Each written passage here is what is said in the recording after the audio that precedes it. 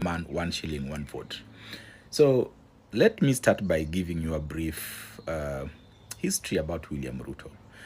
Kwa wale ambao mmejua William Ruto kwa muda, you know William Ruto ni yule mtu, he does not betray his friends. You see, that's why William Ruto, most of the people around him, by the way, are people that he's worked with over the years. So you cannot convince me kwamba William Ruto is willing to destroy the friendship and the bond that he has with Riggy G. So this purported fallout we are seeing between Riggy G and William Ruto is a well-calculated political move. And you stay with me, you will understand what is happening.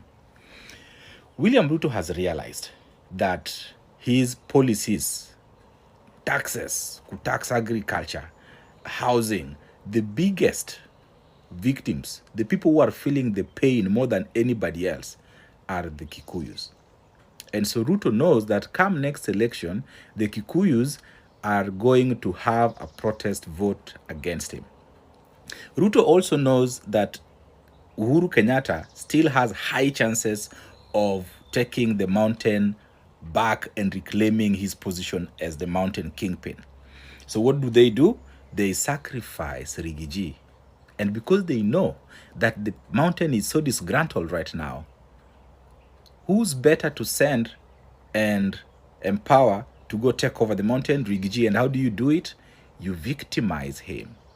You make him a victim. You make it look like you are humiliating him. You make it look like mnamtesa, mumtaki, mumemudharau. And now we are seeing Kikuyus coming out, including political analysts, coming out and saying that, oh, Riggy G is going to be the kingpin. Riggy G is going to be the man.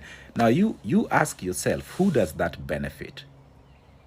It benefits William Ruto, because we know for a fact that the mountain cannot win the presidency by themselves. We also know that nobody is going to vote for the mountain. So William Ruto is okay with getting the votes that Raila got from the mountain and leaving the rest with the Riggy G.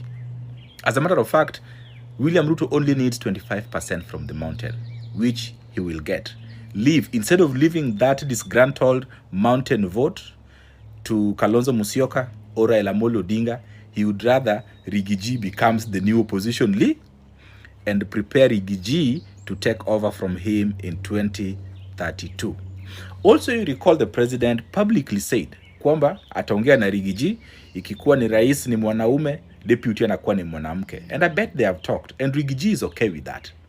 So for those of you coming out here and now praising Riggy G and saying how he's going to be the kingpin of the mountain, it just shows me how politically gullible you are. Now, how about the rest of the country? Well, I've said this before. The dynamics of 2027 elections are very hard to predict. But however much you look at it, you analyze it, the odds are in favor of William Ruto. Because Raila Amolo Odinga has a big challenge here to convince people that Kalonzo Musyoka should sacrifice his presidential ambitions again for him. It is very hard to convince any reasonable person that if you claim that Ruto rigged the election and that you won, and now you're telling us he's president, meaning he can rig again, and you are not doing anything to rectify or to correct the alleged electoral malpractices that they used to rig you out. Come on. Kama unasema mtu alikuibia, ile bunduki alikuibia, bado ako nayo.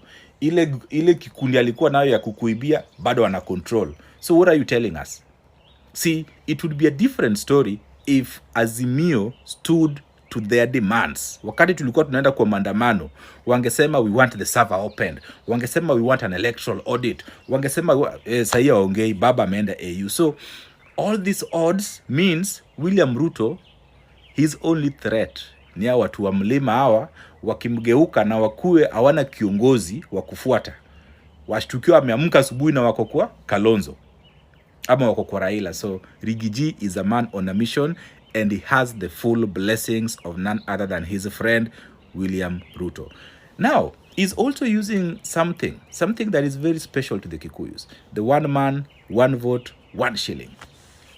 See, this is, if you put politics aside, the one man, one vote, one shilling is a conversation ambayo Wakenya should be having, because it is a good thing. Because as long as we are not going at each other's throats over the national resources, kwamba Wakenya wanaweza jua tukilipa ushuru kila eneo la Kenya wanapata haki yao. Tukienda kwa bunge, kila sehemu ya Kenya iko well represented. Kenyans will never kill each other again over politics. But you see, there's still that issue we have not addressed, ya jinsi ya kugawanya the national resources. So Riggy G also knows how this is something that the mountain wants to hear. And that is the message he's taking to the mountain with him. And ladies and gentlemen, you may not agree with my analysis or my opinion, but I want you to know that Riggy G na hiyo korobepanga na Ruto, if they go like this, I see William Ruto getting another running mate in 2027 and winning the election, and Riggy G might even run against William Ruto in 2027, just the same way Kibaki used to run against Moi. Didn't stop Moi from winning. And then once William Ruto leaves office, Riggy G will have a walk in the park. Let me know what you think. This is just a thought.